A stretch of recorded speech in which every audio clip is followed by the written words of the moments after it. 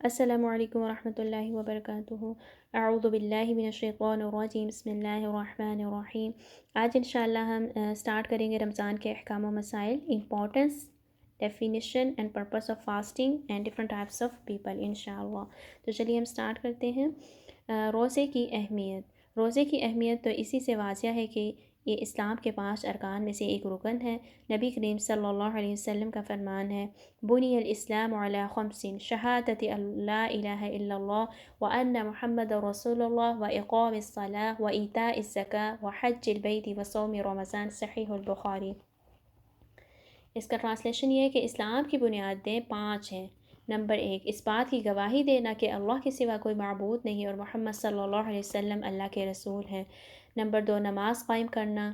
Number 3، زکوٰۃ ادا کرنا۔ نمبر 4، رمضان کے روزے رکھنا۔ اور نمبر 5 پہ ہے بیت اللہ کا حج کرنا اگر استطاعت حاصل ہو جائے۔ اب روزے کی تعریف، ڈیفینیشن ہم دیکھ لیتے ہیں کہ روزہ ہوتا کیا ہے۔ اس کے لغوی معنی تو رک جانے کے ہیں، اور شرعی اصطلاح میں یہ اللہ کی ایک عبادت ہے جس میں ایک مسلمان اللہ کے حکم سے تمام مفطرات سے، طلوع فجر سے غروب شمس تک رکا رہتا ہے۔ مفطرات کی معنی ہے روزے کو توڑ دینے والی چیزیں، جیسے کھانا پینا اور بیوی سے ہم بستری کرنا۔ یہ ساری چیزیں اگرچہ حلال ہیں لیکن روزے کی حالت میں یہ چیزیں ممنوع ہیں، یعنی ان سے منع کیا گیا ہے۔ اس لیے اللہ کی رضا کے لیے اللہ کے حکم پر فجر سے لے کر سورج کے ڈوبنے تک ان تمام چیزوں سے بچ کر رہنے کا نام جو ہے وہ روزہ ہے۔ اب ہم آتے ہیں روزے کا مقصد کیا ہے، کہ روزہ جو ہے وہ کیوں رکھنا چاہیے۔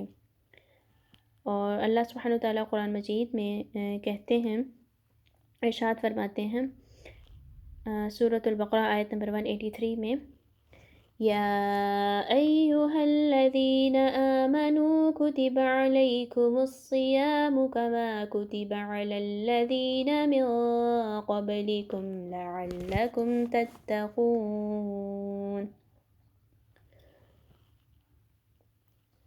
کہ اے ایمان والو تم پر روزے فرض کیے گئے ہیں جس طرح تم سے پہلے لوگوں پر فرض کیے گئے تھے، تاکہ تم متقی بن جاؤ، تقوی اختیار کرو۔ ٹھیک ہے، تو روزے کا مقصد جو ہے وہ ہے تقوی انسان کے اندر پیدا ہو۔ تقوی کا مطلب ہے دل میں اللہ کا ڈر اور اس کا خوف اس طرح جاگزی ہو جائے کہ ہر کام کرنے سے پہلے انسان یہ دیکھے کہ جائز ہے یا ناجائز ہے، حلال ہے یا حرام ہے، اس سے اللہ سبحانہ وتعالیٰ راضی ہوگا یا ناراض ہوگا۔ اور ان شارٹ اگر ہم یہ دیکھیں کہ ہر کام کرتے وقت اگر ہم یہی سوچ لیں نا کہ اللہ تعالیٰ مجھے دیکھ رہے ہیں اس وقت، تو ہمارے سارے معاملات جو ہیں وہ خود بخود جو ہے وہ ٹھیک ہو جائیں گے۔ تو ہم روزے تو رکھ رہے ہیں، اور رمضان جو ہے وہ بھی تقریباً اپنے آخری مراحل میں ہے، تو ہمیں چیک کرنا ہے کہ کیا روزہ رکھنے سے ہمارے اندر جو ہے تقوی پیدا ہو رہا ہے۔ اگر ہو رہا ہے، اللہ کا ڈر آ رہا ہے اور ہمارے معاملات صحیح ہوتے جا رہے ہیں تو الحمدللہ، اور اگر تقوی پیدا نہیں ہو رہا تو اس میں پھر اپنی فکر کرنے کی ضرورت ہے۔ روزے سے تقوی کس طرح حاصل ہوتا ہے؟ جب ایک مسلمان روزے کی حالت میں گھر کی 4 دیواری کے اندر بھی، جہاں اس کو کوئی دیکھنے والا نہیں ہوتا، نہ اس کا کوئی مواخذہ کرنے والا ہوتا ہے، نہ کھاتا ہے نہ پیتا ہے، نہ اپنی بیوی سے اپنی جنسی خواہش پوری کرتا ہے، کیوں؟ محض اس لیے کہ اللہ نے روزے کی حالت میں ان چیزوں سے اسے روک دیا ہے، تو پورے مہینے میں اس کی جو ہے یہ پریکٹس ہوتی ہے، بشرط یہ کہ انسان خلوص اور شعور سے کوشش کرے۔ اس کے دل میں اللہ کا خوف راسخ ہو جاتا ہے اور یہ بات اس کے ذہن میں نقش ہو جاتی ہے کہ جب روزے کی حالت میں اللہ کے حکم سے حلال چیزوں سے بھی میں اجتناب کرتا رہا ہوں، تو جو چیزیں اللہ نے ہمیشہ کے لیے حرام قرار دی ہوئی ہیں ان کا ارتکاب میرے لیے کس طرح جائز ہو سکتا ہے؟ یا اگر مجھے اللہ کی رضا مقصود ہے تو میں اللہ کی نافرمانی کرنے والے کام جو ہے وہ کیوں کروں؟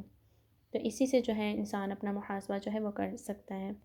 اب ہم دیکھیں گے کہ کچھ ایسے لوگ جو کہ ڈیفرنٹ حالات کے پیش نظر ان کی سچویشن تھوڑی ڈیفرنٹ ہوگی، تو سب سے پہلے روزہ جو ہے وہ ہر عاقل اور بالغ مسلمان پر جو ہے وہ فرض ہے، یعنی کہ فرض ہے، اس کو ہم چھوڑ نہیں سکتے۔ جو روزہ رکھنے کی طاقت رکھتا ہے اس مین کہ اس پر روزہ فرض ہے ہر عاقل اور بالغ مسلمان پر۔ اس کے بعد ہے کہ نابالغ بچے پر روزہ فرض نہیں ہے، تاہم ان کی طاقت کے مطابق ان سے روزے رکھوائے جا سکتے ہیں، کہ ایک تو وہ اس کے عادی ہو جائیں گے، دوسرے یہ کہ ان کے اندر یہ شعور پختہ ہو جائے گا کہ بالغ ہونے کے بعد روزہ رکھنا ان کے لیے ضروری ہوگا۔ جس طرح سے فار ایگزامپل اگر ہم دیکھیں تو 7 سال کی عمر میں بچے کو نماز پڑھنے کی تلقین کرنے کا حکم ہے، لیکن جب 10 سال کے ہو جائیں تو پھر ان کو ڈانٹ ڈپٹ کر کے ان سے پڑھوانی ہے، کیونکہ 10 سال کی عمر میں نماز جو ہے وہ فرض ہو جاتی ہے۔ تو 3 سال پہلے اس لیے تب کہ اس کی تھوڑی بہت پریکٹس ہو جائے، وہ ایک نماز پڑھے، اگلے دن 2 پڑھے، 3 پڑھے، اس طرح 3 سال میں اس کی پریکٹس ہو کے وہ عادی ہو جائے، اور جب 10 سال کا ہو تو پھر پوری پڑھے۔ تو اس طرح سے ہم روزے جو ہے وہ بھی پریکٹس کروا سکتے ہیں کہ ان کے بالغ ہونے سے پہلے پہلے ان کو پریکٹس کروائیں، رکھوائیں نہ شروع کریں، تب کہ وہ بھی اس چیز کے عادی ہو جائیں۔ اور اس کا مقصد بھی نماز کی اہمیت اور فرضیت کا احساس ان کے اندر پیدا کرنا ہے۔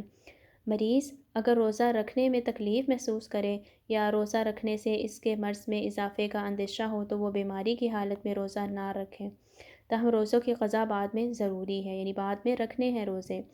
یہی حکم ان عورتوں کے لیے جو حمل سے ہوں یا ان کی گود میں شیر خوار بچہ ہو، یعنی دودھ پیتا بچہ ہے، اگر روزہ رکھنے میں وہ تکلیف محسوس کر رہی ہیں یا روزہ نہیں رکھ پا رہی تو بچے کی وجہ سے انہیں کوئی اندیشہ ہو یا ڈاکٹر اس قسم کی ہدایات دے تو حاملہ اور مرضعہ عورتیں روزہ جو ہے وہ چھوڑ سکتی ہیں، لیکن بعد میں چھوڑے ہوئے روزے جو ہیں ان کو ادا کرنا جو ہے وہ ضروری ہے، یعنی ان کی قضا دینی ہوگی۔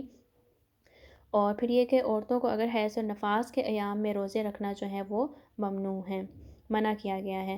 حیض کا مطلب ہے ماہواری ہے اور نفاس کا مطلب ہے زچگی، یعنی ولادت کے ایام جو ہیں وہ ہیں۔ جب تک ولادت کا خون بند نہ ہو جائے نفاس کی حالت جو ہے وہ شمار ہوگی۔ اس کی زیادہ سے زیادہ مدت جو ہے وہ 40 دن ہے اور کم سے کم کا کوئی تعین نہیں ہے۔ تو اس میں یہ بات یاد رکھنی چاہیے کہ بعض خواتین جو ہیں وہ کم ان کی مدت ہوتی ہے لیکن وہ پورے 40 دن پورے کرتی ہیں اور ان کی نمازیں وغیرہ وہ بھی جاری ہوتی ہیں، تو اس میں بہت زیادہ احتیاط کرنی چاہیے کہ زیادہ سے زیادہ مدت جو ہے وہ 40 ہے، لیکن کچھ عورتوں کی کم بھی ہو سکتی ہیں۔ تو جب بھی خون جو ہے بند ہو جائے اور وہ پاک سمجھی جائیں گی اور غسل طہارت کے بعد ان کے لیے نماز اور روزے کا اہتمام اگر ماہ رمضان ہو تو ضروری ہوگا۔ حید و نفاس کی حالت میں چھوڑے ہوئے روزوں کی قضا ضروری ہے، یعنی وہ روزے بعد میں رکھنے ہیں۔